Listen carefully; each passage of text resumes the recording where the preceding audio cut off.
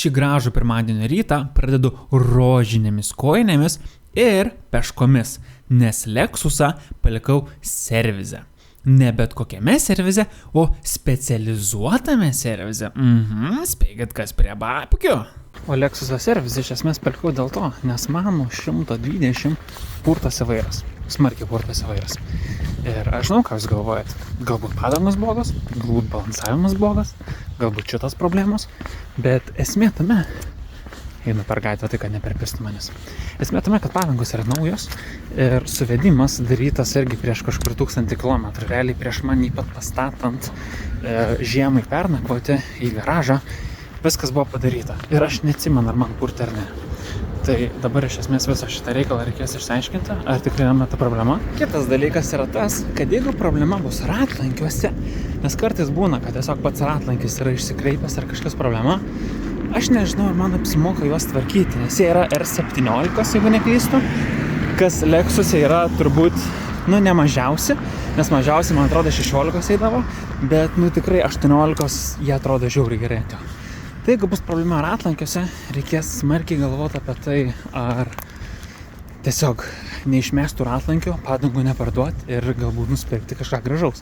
Nes kadangi vis tiek Lexus dabar toks biški vasaros mašiną palikęs, nors aš jį naudodavau visų sezonų metu, bet kadangi buvo tokia žiema, kad aš tiesiog fiziškai negalėjau pajudėti iš savo kiemo ar gatvėse, galbūt reikės pagalvoti apie gražius ratukus. Nežinau.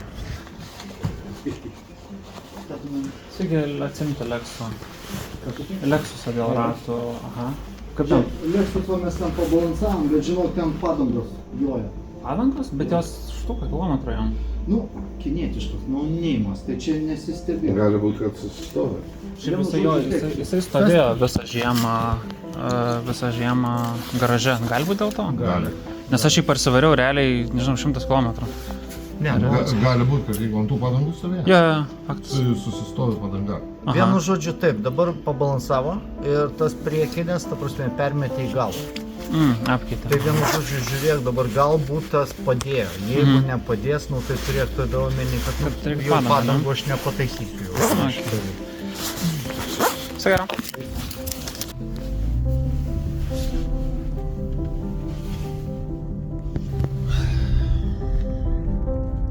Dabar man tada vadinasi pačiam reikia važiuoti ir testuoti tą vairą ir tą drebėjimą. Bet tai blemba padangos, jos... Aš nežinau, ar čia gerai ir blogai, bet aš padangas pirkau, man visas komplektas uždėjimų gavosi 300 eurų. Ar čia yra kinietiškų padangų skaičiai? Nes aš specialiai pirkau geresnės padangas. Ar tikrai tame problema? Ar nėra čia tas, kad tiesiog mane nusimesti šoną, nes aš užpisu ir tiek, nes turi jie daug darbų, nes kaip matėt ir girdėjot, aš ten toks biški kaip neprašytas svečias ateinu ir blogai pats jaučiuos, kad ateinu tas mašinas arba apšė pasiprašyti servisą. Toks, žinot, kur paskambinė ir toks jausmas, kad blemba sutrukdai žmogui kažką daryti ir esi problema, blemba. Ir tada reikėtų iškart pagalvoti apie scenarijų, o kas jeigu nepadės? Tai man vėl reikia naujų padangų. Vis tiek purtasi ne tik mašina, ne tik vairas, bet ir visa mašina. Pašnekam darbiškai apie šitą mašiną. Tai šita mašina turi vairo stiprintuvą, kaip ir šiaip dauguma mašinų, manau. Ir su to vairo stiprintuvu yra padaryta taip, kad jisai yra toks biški smart. Ir jisai veikia taip, kad kai tu važiuoji mažais greičiais, jisai tau duoda labai daug to stiprintuvo tam, kad vairas suktųsi lengvai, o kai tu važiuoji vis didesniu greičiu, tas stiprintuvas iš esmės sunkėja tam, kad mašina būtų stabili. Čia taip yra padaryta originaliai. Bet praeitas savininkas šitos mašinos pasidarė taip, kad po vairu yra toks mažas potenciometras, kuris reguliuoja vairo stiprintuvą. Ir jis pasidarė tai dėl to, nes cituojant jį, jam nepatiko, kaip lengvai sukiojasi vairas ir jis norėjo jį pasisunkinti. Man su to problemų nebuvo, bet problema yra tame, kad labai ten kažkaip durnai padaryta ir kartais man tas vairas atrodo pasunkėja, kartais palengvėja ir man tas nepatinka. Ir va dabar aš važiuoju į Vilnių, jau esu Vilniuje, ir ten yra mano bičiulis Gresius, kuris šiuo metu yra garaže. Ir ką aš noriu padaryti? Aš noriu išsimodifikuoti šitą dalyką, nes čia turėtų būti labai paprastas. Jis tiesiog paėmė laidą, per kurį eina iš esmės ta informacija ir įdės tenai potenciometrą, nes nukirpęs laidą ir įkišęs tenai tą šuduką. Nuo šito iš esmės man turėtų galbūt palengvėti vairas, galbūt pasunkėti vairas, nes kai aš tą potenciometrą bandžiau pats sukioti, jokio rezultato negaudau, arba gaudau kaip tik, kad vairas praktiškai nebepasisukdavo. Ir man labai nepatinka tokie neoriginalūs dalykiukai, tai aš jį labai noriu išsimodifikuoti. Neturėtų būti sunku ir noriu pasidalinti šito procesu ir su jumis. Esame pas jūs garaže tiek daug pornuškos, kad aš žinok turėsiu blurint. Man atrodo viskas, kas šiandien sienas yra. Pornuka ir pokemonai. Čia jeigu vaikų atvarė garažą.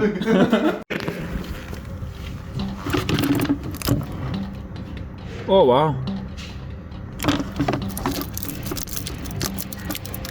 Nu jo, tiesiog lipni juosta. Amazing. Tu gal padėt kažko? Čia sulipnė juosta. Jūs juokaujat, na. Aš čia, blėt. Įtariu, kad kažkas su tuo susiję, nes... Nesizolkia? Aha. Kaip taip modifikuot mašiną su izoliacija? Nu, specas dirbo. Šitos blokelis? Jo. Ir iš jo išeina šitie du pilki laidai. Čia kažkai realiai, nerealiai. O nebus, kad čia originalus blokelis, tiesiog viduje įpisti tie laidai į tipo... Gali būt, nes fiškė tai jį statusi. Gal tu peilę atnešti? Nereikia. Aš mėgstu susižalot su aštriais daiktais. Nu, būtų gerai, kad nesižalotum, žinai. Nu, ne pirmas kartas. Reikės antrą cigarečių pakelti tau pirmą. Ne, gal pirmas kartas, kai tu mane sužalota veži kažkur. Jo, originalus originalus. Toyota, ja. Gali būt gal čia tos smegenys, kurios reguliuoja pagal greitį. Aha. Ir jis tiesiog viduje įpisęs. Prapistas korpusas yra. Žodžiu, korpusai yra skylė. Ir ten yra pajungta. Seksy. Aš tiesiog nuskaldytas ir tiek. Ne, čia nenuskaldyta. Nuprapjautas kažkuo. Ne. Pradegintas su jobanu pajelniku. Jobantas pajelnikas yra tas... Lituoklis. Lituoklis, taip. Ieškau iš tą žodžią. Jisai nupisęs varžą yra. Ir čia va matai, dvi skylutės. Žinais, kažkas turi statytis. Ir jisai tiesiai nuo to pajungia kontaktą. Ir jisai tiesiai padaręs ir šitą. Nu, čia ir kažkas nagus kišęs. Nežinau, kas čia per laidas. Tai realiai reikėtų vis tiek to modelio kito, ne? Jo. Nes šitas jisai yra išdraskytas. Bet koks atveju šitas dalykas, kas čia yra padaryta, čia yra haltūra. Aha. Ir tai žodžiu, tu listę nusipirkti į kitą, nusipirkti suportus, nesuportus. Rem komplekt suportų. Čia taip normaliai daro žmonės? Daug pazūminsiu. Papasako, ką čia matai. Aš matau tiesiog prilituotus dultus, nahui. Ir pasakyk dabar nežinančiam žmonėm, kodėl tai yra blogai. Tai kad yra būdų tvarkingai padaryti, tai yra fiškės.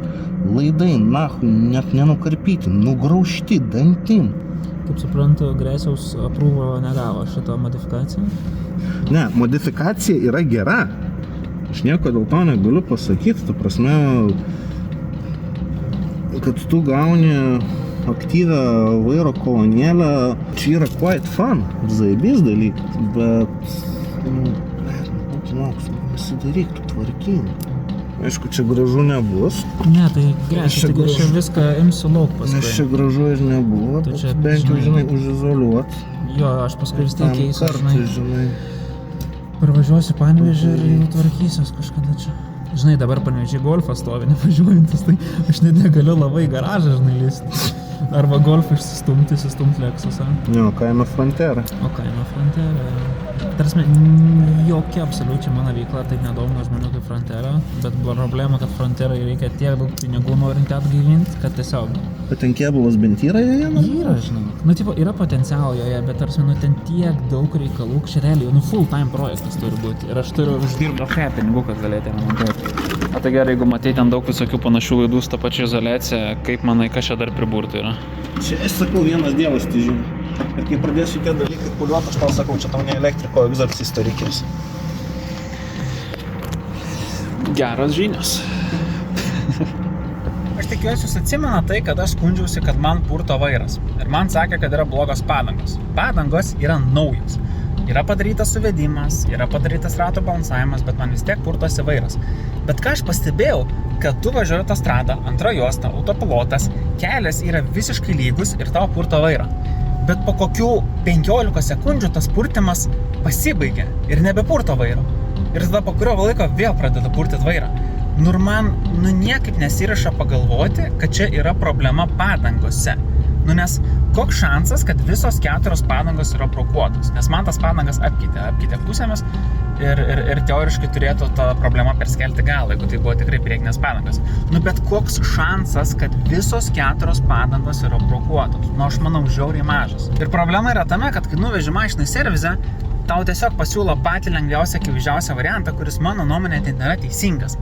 Tai man atrodo, kad problema yra stabdžiuose. Nes kai aš, tarkim, stabdau su Lexusu, aš taip labai švelniai numinu stabdį ir jį laiku vienoje vietoje. Kas tada nutinka? Aš jaučiu, kad pats stabdymas, jisai pulsuoja. Ta prasme, sunku paaiškinti, bet tu laikai stabdį ir tas mašina stabdanti biškį pulsuoja. Per vairą nieko nejaučiu, per pedalą nieko nejaučiu, bet jaučiu, kaip pati mašina netolygiai stabdosi. Man atrodo, kad mano priekiniai suportai, jie stringa, ko pasekoje man yra prastai nusidėvėjusios kaladėlės ir galbūt stabdžių diskas yra šiek tiek, nežinau, warped angliškai, nelygus. Ir kai jisai nelygus, aš stabdau, man būtent per tą nelygią vietą ir kimba ir aš tada jaučiu tą pulsavimą, nėra tokio smooth motion. Kur vedu? Jeigu aš važiuoju dideliu greičiu, tarkim, kad ir dabar lėtu greičiu aš važiuoju, gali būti, kad aš tiesiog nejaučiu tos tokios, pulsavimo arba vibracijos nuo tos būtent vietos. Bet kai važiuoja dideliu greičiu, gali būti, kad kaladėlė visą laiką šiek tiek liečia diską arba liečia tik tam tikrose vietose, ko pasekoje man tas vairas ir dreba. Ir dabar turbūt klausimas, kodėl tada man kartais lengviau būna, kartais sunkiau, būtent apie drebėjimą. Aš manau dėl to, kad kai užkaista diskas arba kaladėlės, metalas jisai reaguoja. Ar jisai plečiasi, ar jis kažką daro, jisai reaguoja. Ir kažkaip taip atrodo, kad pagal temperatūrą to disko man skiriasi ir tas vibracija. Aš nežinau, ar tai makes any sense. Gal tai visiškai nemake any sense ir aš tiesiog čia šūdu šneku, bet aš netikiu, kad tai yra problema padangose. Tikrai, fucking netikiu. To čia labai sunkus posakis, nes čia ar žmonės, ar mašinas, aš biškai susikaupė. Tai va, aš netikiu, kad taip yra. Ar stabdžiai gali būti susiję? Aš neįsivaizduoju. Bet aš jaučiu, kad su stabdžiais yra tikrai problema. Tai ką man reikia padaryti? Man reikia susitvarkyti savo stabdžių suportus, man reikia turbūt pasikeisti diskus ir kaladėlės ir tada galbūt žiūrėti, kas yra negerai. Kada šitos darbus darysiu, nežinau, jūs turbūt tą matysit instantly, nes aš tai vis tiek gyvenu praeityje. Bet jeigu tai bus tiesa, aš dar kartą patvirtinsiu tą savo argumentą, kad aš visada skundžiuosi, kad blemba, tu nuvarai mašiną į servizą ir visada tave apipisa. Ta prasme, aš esu Lexusą vežęs į servizą, nes barškėjo kažkas. Ir aš nuvežiau į servizą ir man išrašė sąskaitą už beveik 400 €, kiek ten visko daug reikia keisti. Aš, aišku, nesutikau tvarkyti ir aš nuvežiau į Regitrą. Regitra atlieka tokią paslaugą, kad jie prapurto tavo mašiną ir pasako, kas yra negerai. Aš nuvežiau pas juos, pasakiau lygiai tą patį, man kažkas barška.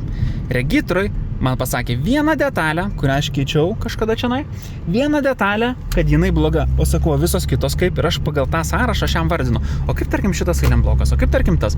Ir jisai nusako, viskas, o jis gerai, tikrai gerai, va ta viena detalė pas tave sako konkrečiai judrus, leidžia garsą. Ir aš tą detalę pasikeičiau ir surprise, viskas gerai. Ir ta detalė man kainavo kokius 30 €.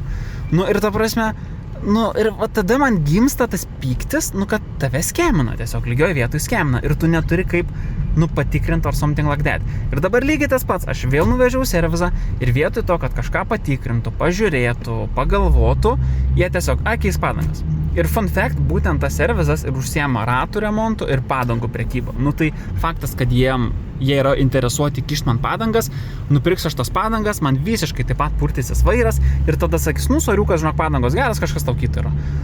Tai fucking hell. Jepinau su jumis ir dabar nerandu panoramai, kur prisparkuoti. Tai va, kas yra, kokios išvados? Nepykit ant dalykų, viskas bus gerai, nesinervuokit, kažkoks sprendimas yra. Mano situacijai, aš neįsivaizduoju, koks yra sprendimas, bet kad ir koks jisai būtų, aš su jumis pasidalinsiu ir mes kartu išsiaiškinsim, kas yra negerai su šita mašina. Taigi, pagal Optima 13 servizą, kuriame buvau ir kurie man liepia pirkti naujas padangas, turėčiau išleisti dar apie 800 eurų naujoms padangoms. Čia kadangi mano kinietiškos už 300 eurų yra blogos. Neaišku kodėl ir cituojant juos, nes kinietiškos. Čia pizda argumentas, čia kaip tas Seimo narys, kur sako, kodėl balsavot, sako, nes reikia. O kodėl balsavot, nes reikia. Ta prasme, kas čia 12 klasė? Ko jau ko, bet Optima servizo aš negaliu jums rekomenduoti, mėly draugai. Ir aš dar negaliu išleisti 800 eurų naujom padangom. Todėl sugalvojau išbandyti šią savo teoriją, apie kuriam ką tik pasakau. Ir išleisti 500 eurų naujiems suportams, stabdžių kaladėlėms ir diskams. Ir čia tik prieki. Galui būtų dar apie 400 eurų. Gaila, kad aš tokių pinigų neturiu. Todėl galvoju, kaip čia suktis dar mažesniu biudžetu, toks geto remontas, žinai. Tai aš nusipirkau stabdžių suportų rem komplektą priekiui. Vienas jisai kainavo apie 30 eurų, tai abu jie buvo 60 eurų. Ir į jį eina visokios tiesiog gumytės ir cilindriukas. Ne vienas o du, nes pas mane suportai yra 2 cilindriukai. Tai iš esmės cilindriukas jisai stuma stabdžių kaladėlės, ne? O patį cilindriuką stuma stabdžių skystis, kurį stuma mano stabdžių pedalas ir taip automobilis stabdo. Aš šiaip nežinau, ką jums čia viską papasakau taip detaliai, bet karočią. Tai mano mintis yra tokia, jeigu suportas tikrai yra blogas ir stringa, per jį netolygiai susidėvėję yra stabdžių kaladėlės ir gal net diskas. Jį suremontavus turėtų su laiku stabdant, tolygiai nusitrinti stabdžių kaladėlės ir diskai, kurie pagal mane yra kreivoki ir dėl to man dideliu greičiu purto vairą. Pirmas išvažiavimas, dar netestavau, ar yra stabdžiai, bet važiuoju 100 kiam, tai tikiuosi, kad yra stabdžiai. Ir vairas praktiškai jokio judesio neturi, absoliučiai. Ta prasme, gali 2 pirštukais laikyti, jokios visiškai vibracijos nebėra. Biški pasūkus gal dar yra, bet aš manau, kad dar vis tiek apsitrins kaladėlės, diskai ir visa kita. O B, žinomės autostradą mūsų kokio gerumo yra, tai irgi klausimas, ar nėra dėl to.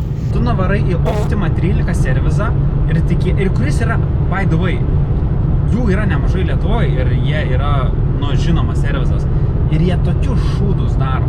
Tai tarsi, jeigu šitas servizas daro tokias nesąmonės ir taip bando apipisti ir jiem taip yra jų darbas, tai į kur tada vežti mašiną? Ir čia it's not about the money. Aš sutinku sumokėti, kiek reikia sumokėti už profesionalią apžiūrą. Kodėl nieks nepadaro tos profesionalios apžiūros, bet vis tiek paima pinigus ir tave nukreipia visiškai random dalykus pirkti. Bent jau šitą mašiną važiuoja, nes Golfas vis dar nevažiuoja, kaip matėt, jam vis dar visiškai neveikia greičio dėžė. Ir kadangi aš pinigus taškuoju visokių nekompetitingų servisų ir jie moka babkes už tai, kad jie šūdą padarytų visišką, tada nebelieka pinigų tvarkytis jau normaliai Golfą. Ir čia bus mano būsimas galvos skausmas, kai reikės sugalvoti, o kur vežti Golfą dėžę tvarkyti. Nes čia tai babkės bus didelės, čia bus tūkstančiais.